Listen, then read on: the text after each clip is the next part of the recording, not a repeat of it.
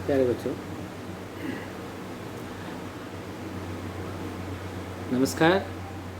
आज हम सब पढ़ने जा रहे हैं मैं क्यों लिखता हूँ। यह पाठ मशहूर साहित्यकार सच्चिदानंद हीरानंद वात्स्यायन अज्ञेय द्वारा लिखी गई है और इस निबंध में उन्होंने प्रश्न उठाया है कि मैं क्यों लिखता हूँ। बच्चों, वात्स्यायन जी, अज्ञेय जी मशहूर लेखक थे और उनके द्वारा उठाया गया यह प्रश्न कि मैं क्यों लिखता हूँ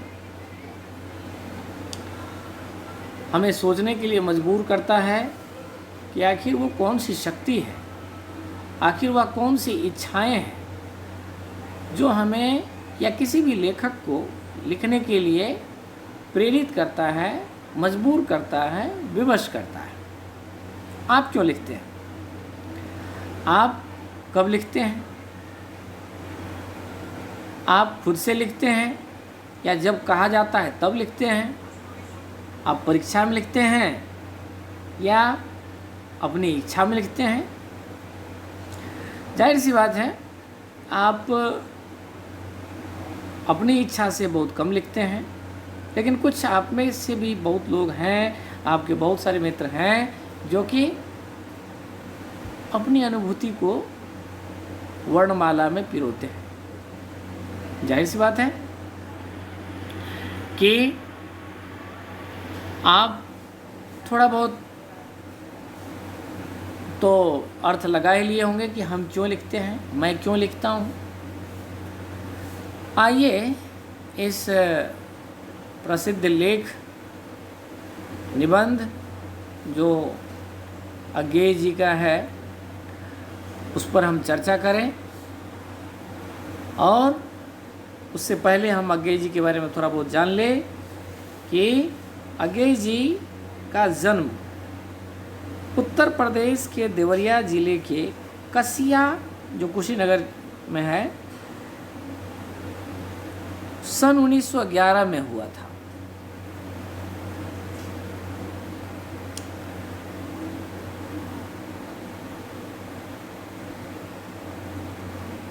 लेखक, जैसा कि हमने आगे बताया है आपको कि अज्ञेय जी इस प्रसिद्ध निबंध में, महत्वपूर्ण निबंध में उनके द्वारा जो लिखी गई है, इसमें यह प्रश्न उठाया है कि मैं क्यों लिखता हूँ।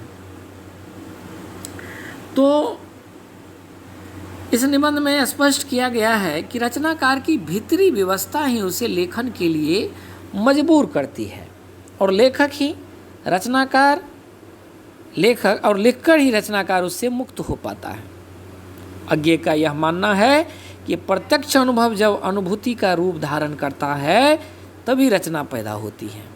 अनुभव के बिना अनुभूति नहीं होती है, परंतु यह आवश्यक नहीं कि हर अनुभव अनुभूति बने। अनुभव जब भाव, जगत और संवेदना का हिस्सा बनता है तभी वह कलात्मक अनुभूति में रूपांतरित होता है।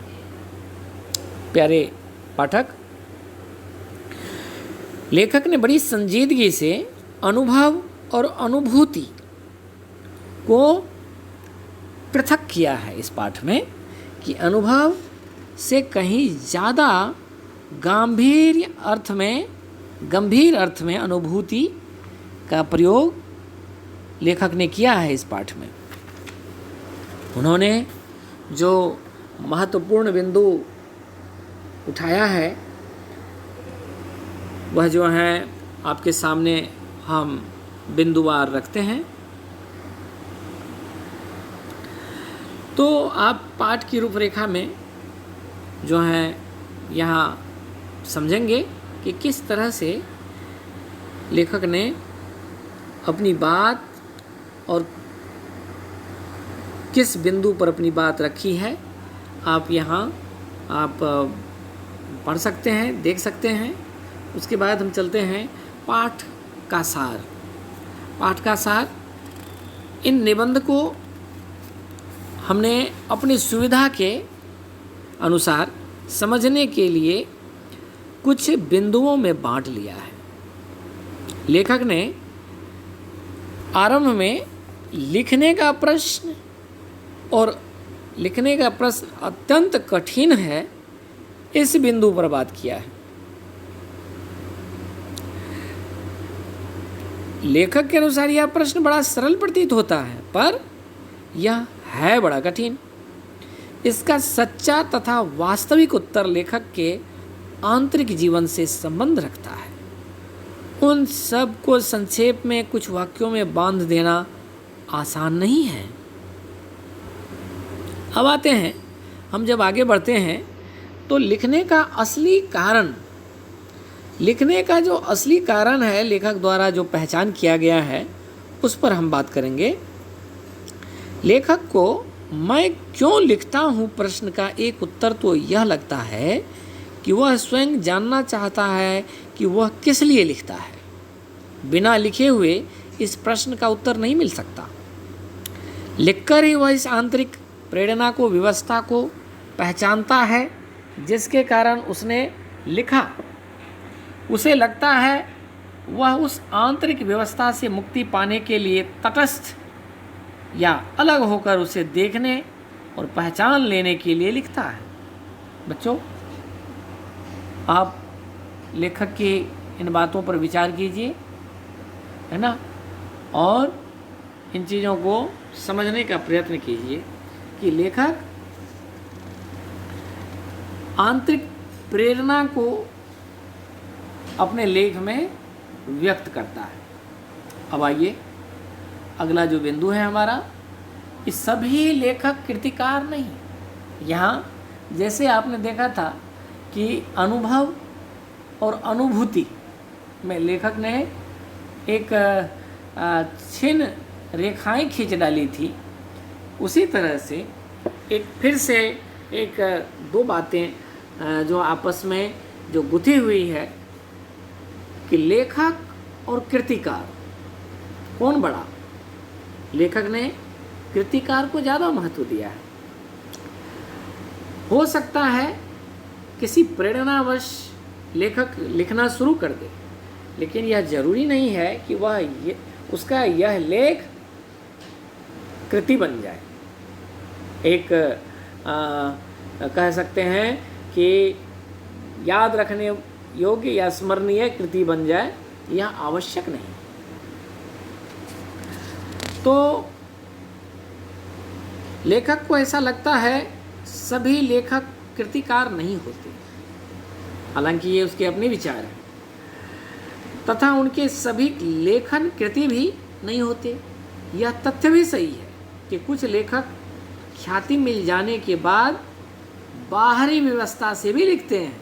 बाहरी व्यवस्था संपादकों का आग्रह, प्रकाशकों का तकाजा, आर्थिक आवश्यकता आदि रूप में हो सकती है। जैसे बाहरी व्यवस्था क्या हो सकती है? जब आपको किसी परीक्षा में बिठा दिया जाता है या बैठना पड़ जाता है आपको, तो जाने अनजाने, चाहे अनचाहे, आपको उसका उत्तर लिखना होता है। तो इसको हम बाहरी दबाव में गणना कर सकते हैं। लेखक का स्वभाव और अनुशासन, इस बात पर भी बात की गई है। अब इसमें ये दर्शाया गया है कि कुछ लेखक जो हैं सिर्फ बाहरी दबाव में काम करते हैं, है ना, तो कुछ को अपनी प्रेरणा, अपना अनुशासन, लिखने का जो अनुशासन है वह उसे लिखने के लिए प्रेरित करता है। लेखन में कृतिकार के स्वभाव और आत्मानुशासन का बहुत महत्व है। कुछ लेखक इतने आलसी होते हैं कि बिना बाहरी दबाव के लिख ही नहीं पाते। जैसे प्रातःकाल नींद खुल जाने पर कोई बिस्तर पर तब तक पड़ा रहता है जब तक कि अलार्म की घड़ी या घड़ी का अलार्म बज ना जाए। बच्चों, लेखक की भीतरी व्यवस्था क्या हो सकती है? तो लेखक की भीतरी व्यवस्था का वर्णन करना बड़ा कठिन है।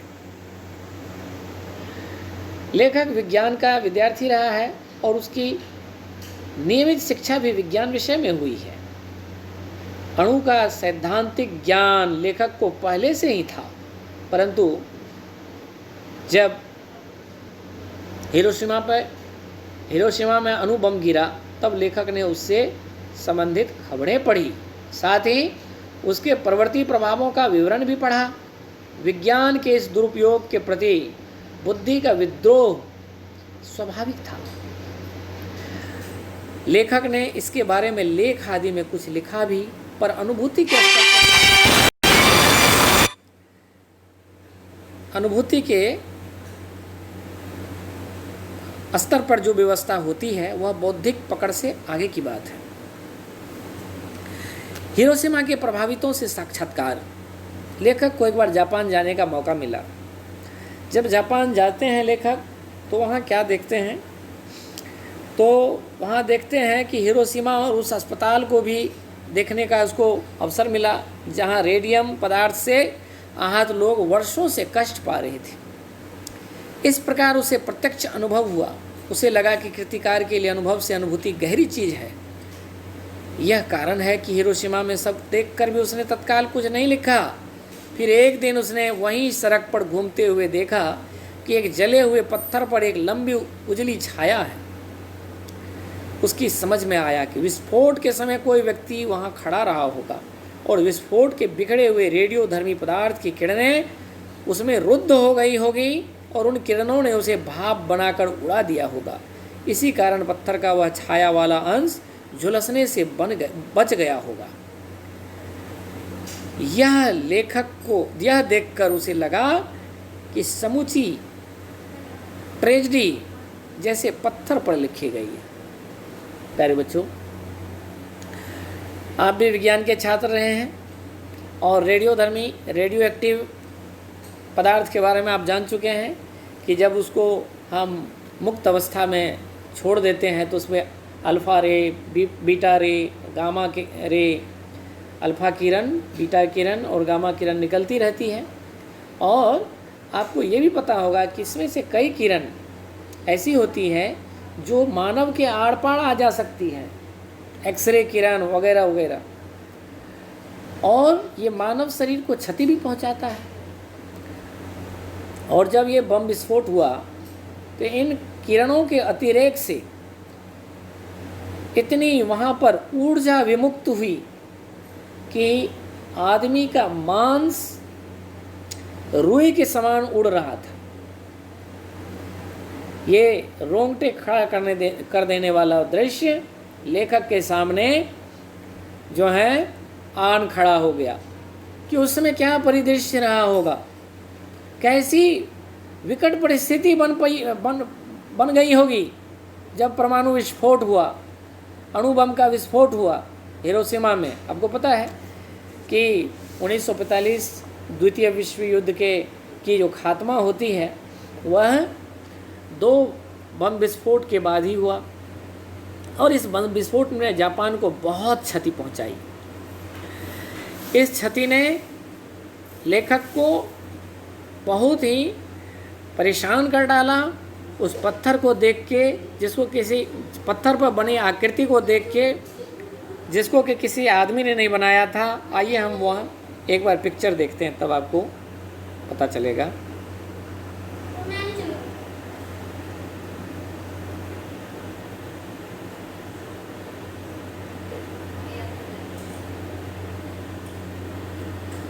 यही पिक्चर है, इस चित्र को देखिए। जापान में यह चित्र एक पत्थर पर उकेड़ा गया नहीं है, बल्कि वह उस विस्फोट के कारण यह दृश्य बना है। अंग्रेज जी का सोचते हैं, कहते हैं कि अवश्य कोई यहाँ खड़ा होगा जिसके कारण पत्थर पर यह जो अवस्थिति आप देख रहे हैं यह काला होने से बच गया या धुंधला होने से बच गया और इस तरह की चित्र उभर पाई। आप सोच सकते हैं उस व्यक्ति का क्या हुआ होगा। तो लेखक बहुत व्यथित हो जाते हैं कि विज्ञान का तो काम होना चाहिए लोगों के जीवन को सुव्यवस्थित और आरामदेह बनाने का। लेकिन आराम तो छोड़िए, व्यक्ति की जान चली गई और कितनी आफत आन खड़ी हुई जापान के अंदर। तो बच्चों, इसी तरह से लेखक एक और प्रसंग का उद्घाटन करते हैं। यह प्रसंग है अरुणाचल प्रदेश में कुछ हमारे फौजी भाइयों के द्वारा की गई एक प्रयोग से।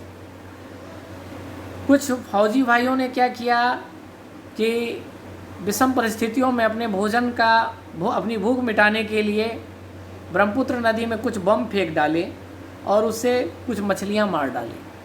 कुछ नहीं, उसको जितनी मछलियों की आवश्यकता थी उससे कहीं कहीं ज़्यादा। तो हमने क्या देखा कि विज्ञान के प्रयोग ने हमारे जीवन को आसान तो बनाया है, लेकिन कभी कभी कितना जो है विषम बना देता है। ये जो है लेखक इसकी बात करते हैं। और जब जापान से वो आ जाते हैं, कुछ लेख में अपनी बात अपने अनुभव को शेयर करते हैं, लेकिन अनुभूति रूप में वह तब शेयर हो पाता है, तब वह जो है बात सामने आती है जब वह किसी ट्रेन से यात्रा कर रहे होते, ट्रेन में यात्रा कर रहे होते हैं। उस समय वह जो घनीभूत अनुभव है वह अनुभूति का शक्ल ले लेता है और इस कविता के रूप में सामने आता है। यह कविता कितनी अच्छी है, कितनी बुरी है, कितना सराहा गया, कितनी अच्छी लगी लोगों को, इससे उसको कोई मतलब नहीं रहा। यह अनुभूति कागज़ पर उभर के आया, लोगों के सामने लाया, इसी में उसको संतोष मिला। तो लेखक क्यों लिखता है? अपनी अकुलाहट को बुझाने के लिए, अपनी विकलता को मिटाने के लिए, है ना। आप भी, आपके मन में कोई बात आ जाती है तो आप चाहते हैं ये किसी से साझा किया जाए। जब तक आप साझा नहीं कर लेते हैं आपको चैन नहीं मिलता है। चाहे अपने मित्र हो, कक्षा में भी आप जब पढ़ते पढ़ते आपके दिमाग में कोई बात आ जाती है तो आप क्या करते हैं? किसी दूसरे मित्र को जो है बताते हैं, और आपको कई बार अध्यापक द्वारा मना भी किया जाता है कि आप क्या कर रहे हैं, लेकिन आप अपने को रोक नहीं पाते हैं। आप डांट भी खाते हैं, लेकिन डांट भी सुनकर जो है उस बात को साझा करते हैं ज़रूर। या फिर जब मध्यावकाश होता है तो उस समय आप मज़े से वह बात सुनाते हैं जो भी आप अनुभव करते हैं, जो आपकी अनुभूति में आ जाती है। तो बच्चों, आप जो है इस पाठ को एक बार पढ़िए और अज्ञेय द्वारा उठाई गई इस बात पर आप भी जो है अपनी जो है अनुभूति विकसित कीजिए। इसके साथ ही आपको हम धन्यवाद कहना चाहते हैं।